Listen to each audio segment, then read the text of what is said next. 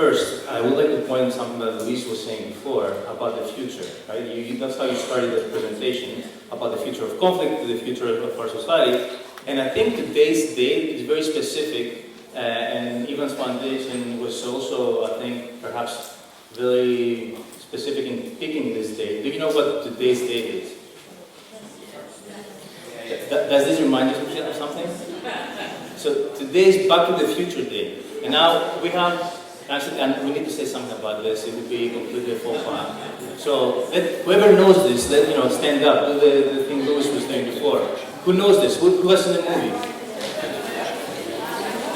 So I'll take a picture of you. Hold on, let me take a picture of you all. Stay up there, stay up there. Yeah, this is good. Cool.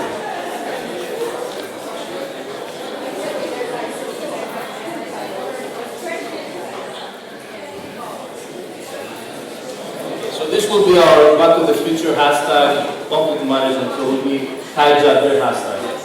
Okay. So my focus now would be to try to revisit conflict from a different perspective. And we talked about the future, but I would like to start this exploration by going to the past. Actually, just one day, like yesterday specifically. And this is yesterday's front page of the New York Times.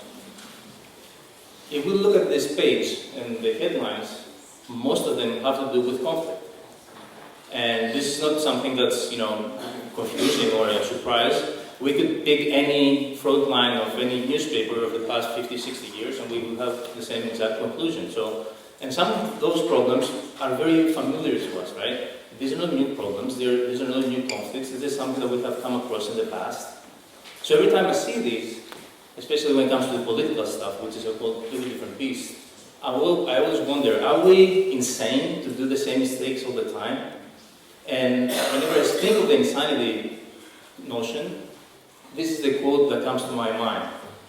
This is one of the most favorite quotes for Facebook wisdom. My friends love posting it on Facebook. Have you seen this? Okay, who's quoted usually about this? Right? Einstein, right? So I was really interested how someone this smart said something like this and what he meant specifically, because we superimpose our assumptions on the quote, and what I'm interested in is the actual context of what he actually meant. So I did Google this. That's a term, deep Googling. It's better than Googling. And I found, not a surprise actually, I found that it wasn't Einstein that said this. What was surprising was the source, and the source was the introduction of a handbook from 1981 of Narcotics Anonymous. That's the actual source, the beginning. So the insanity quote specifically addresses addiction, which I found that to be very surprising, and for me it was fascinating because I started revisiting some of the topics that I thought through the perspective of insanity, now through the perspective of addiction. So when it comes to our chronic responses in some of those headlines that we saw before for the New York Times, for example, financial collapses, or issues that we have with our democracies nowadays. When it comes to crime, war, conflict in itself, when it comes to conflict and all these problems, are we addicted to it? Are we addicted to both the situation itself and to the responses that we are used to using? My exploration about conflict specifically will focus, and this is where I would like to just start unraveling the issue, would be about the worldviews. A big part of conflict, it has to do with emotions, and what Olga was saying before, and also how worldviews are conflicted, and how we can go through life, have a specific worldview and experience, and that may be very different from someone who has a similar path, but they have a different perspective. So for me, it's really interesting to understand some of the ways that we perceive our environment, and what we actually call mental maps. So from a social psychology perspective, what drives our actions is those mental maps. This is a big social psychology proponent by Georg and so on. And what they're saying is that throughout our lives, we formulate those mental maps. We shape those maps, we have a cartography of reality around us. And in order to be able to effectively process what the bombardment of the stimuli that we get every single second, we just correlate whatever we see with our mental map. Now, This was a highly effective mechanism. Back in the day, if we had to, for example, survive an attack by a tiger, so we would see the tip of the tail of the tiger in the bush, and with an instance, because we had this map in our brains, we could associate this, and we survived. So individuals with this thinking of associating situations were able to survive. The other ones, are no longer with us. And we found that this mechanism was brilliant then, but when it comes to processing complexity, communication, and interactions with individuals, we are heavily limited. There are so many limitations in how we decipher the environment all around us. So I will just mention a couple of them here that we call cognitive and perceptual distortions. Simply put is, these are some distortions, these are some mechanisms that completely change the way that we experience our environment and how we interpret those stimuli. I picked 3 or 4 of them. The first one is one of my favorite ones, especially when it comes to me and my friends. It's called fundamental attribution error. And it has to do with how we attribute mistakes and responsibility. So for example, if there was a cord, there's no, like this cord over there, for example, if I trip over, my first response would be, okay, whoever put that there is stupid, okay? If you trip over, you're stupid. So this is a very, basic cognitive bias. The second one is selective perception. When it comes to understanding what's going on around us, and we correlate the situation to our mental maps, then we selectively perceive pieces of reality that reaffirm that mental map. We don't like that mental map to be challenged. We have this uncomfort that we're experiencing, this cognitive dissonance. Hindsight bias, we're all familiar with it. Whenever we look in the past, everything makes sense, right? In the moment, it doesn't. And memory bias, in general, we only remember actually a fraction of things that we come across. And when it comes to recalling those specific ones, we have a very distorted memory, recalling what actually happened. So if we're able to correlate, we will find that there was an incongruence. So what this basic notion of the limitations really resonates with me, and how it really resonates with me relates to this guy here, and I'm just a stereotypical Greek. I quote Socrates, and Socrates talked about that I only know one thing, which is nothing. And for me, this is the profound element of our of a healthy society, the realization that my experience with the slice of reality that I experienced throughout my lifetime can be completely different than yours. And this is essentially a form of empathy that a healthy society can and should invest on, something that we have lost, the realization that at the end of the day, not everyone thinks and sees things the same way that I see things, and my perspective is not the right perspective. So let's look a little bit more into society and how conflict, based on those limitations and the worldviews and conflicted views, sort of operates a conflict in society. So this is a map, this is a network map. Every single of those dots there is an individual. This has been produced by Professor Christakis and Fowler, and it's an obesity map.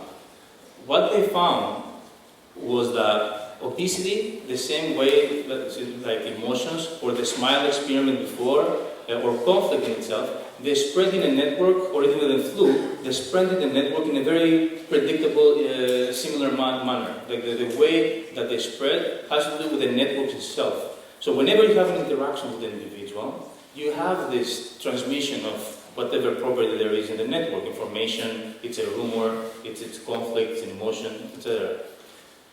Professor Peter Coleman from Columbia University and his team were able to come to the same conclusion, and this is the similar model that they actually used. Some of those pillars of red that you see are the beginning stages of a conflict in a social system, and eventually those spread all over the system. There were some specific nodes, just specific centers that conflict started escalating, and then it just spread throughout. So when we talk about conflict though, the significant distinction we need to make is that we're talking about this kind of destructive conflict here, right? We have the negative emotions of conflict being transmitted all over our system.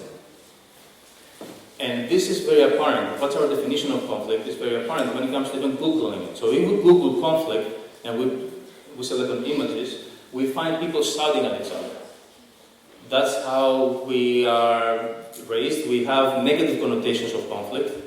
Actually, in Greek, the word conflict in itself includes the word battle.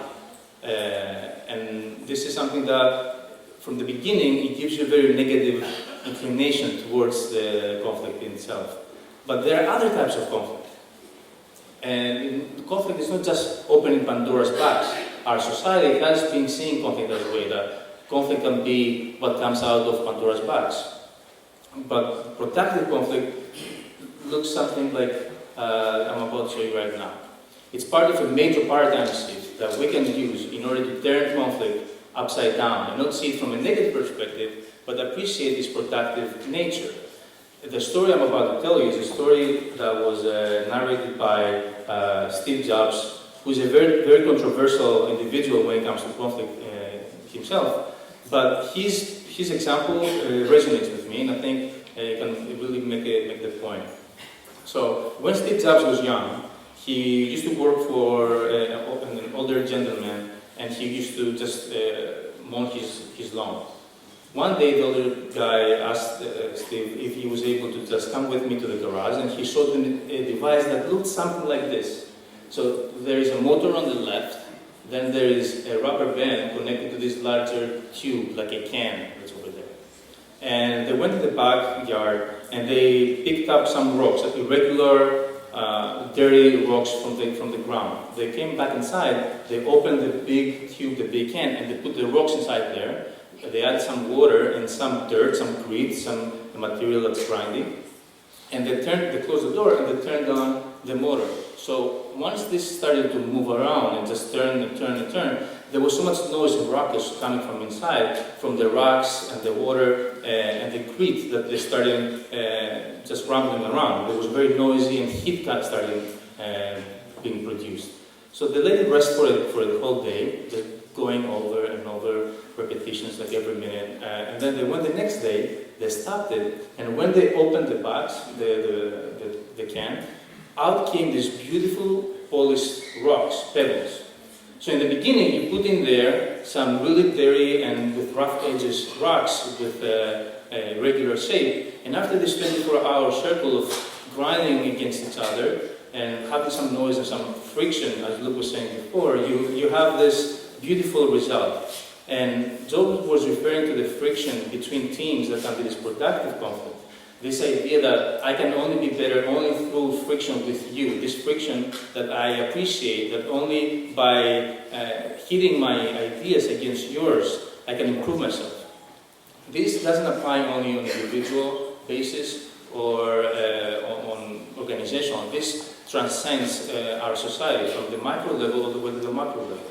The idea that we can build trust, we can embrace our positive interdependence, and that collectively we can solve issues that we face in our society by appreciating the positive friction. Not just appreciating, but actually yearning for it, actually cherishing the opportunity to be able to polish ourselves and our ideas against someone else's. And this is one of the big ways that you can overcome your limitations. Some of the limitations I was talking about before. If you find someone that you build this culture, because we're talking now about this paradigm shift of a superordinate culture that appreciates the immense value of productive conflict. So if you're able to find individuals and you create this climate, then it's a profound benefit for our society. These are some of the elements that we can incorporate in the discussion for what this climate would look like. We have been focusing on more the soft skill aspects of our education. When it comes to creating a whole individual, a civic participant, a civilian who's interested in becoming a better person and also affecting in a better way his or her society, then we need to focus on some of the long-forgotten soft stuff, like emotional intelligence and conflict intelligence. I will just mention a little bit more about conflict intelligence because it's not as well known. It's based again on the work of Peter Coleman and the long years of research that they did about how people work with each other, how they process complexity. A big part of their findings was that people who were the most effective in matching self-awareness, how they behave, with situational awareness, They were more productive, they were more happy, they scored through the roof in job retention, in desirability. They were, in general, like, really successful individuals. And what those guys did, which was completely different than other people, was that they were able to adapt their conflict style to the situation. So what happens is we usually have one dominant or two dominant conflict styles. Either we avoid conflict, or we are dominant in conflict, or we are very benevolent, or we are appeasing. And whenever something happens, we're exposed to conflict, our instincts kick in, and we behave that specific way. The problem is that behavior most often doesn't match what actually the situation demands. So the ability to be able to eventually, using some of the methods that Olga was saying before, to adapt our behavior to what the situation demands, by firstly understanding what is our usual behavior and what the situation should demand, and matching those two is a huge asset. So imagine this. So this is my sort of very inspiration for the day. Okay? Imagine if we use the same dynamics of systems, how negativity spreads in the system, to use some of these concepts to spread something positive in the system. So instead of having conflict, constructive conflict, destructive conflict spread in the system, use our networks, and we will be hearing more about from the speakers about this, use some of our networks to spread the notions of constructive conflict. Like, we can have constructive conflict infection, and some of those bars over there could be pillars of education, could be institutions of society, could be anything that we can use to change the paradigm of conflict and the way we deal with it. So if we're able to harness this power, this would be sort of the holy grail for the future of our society, to be able to create a constructive conflict pandemic.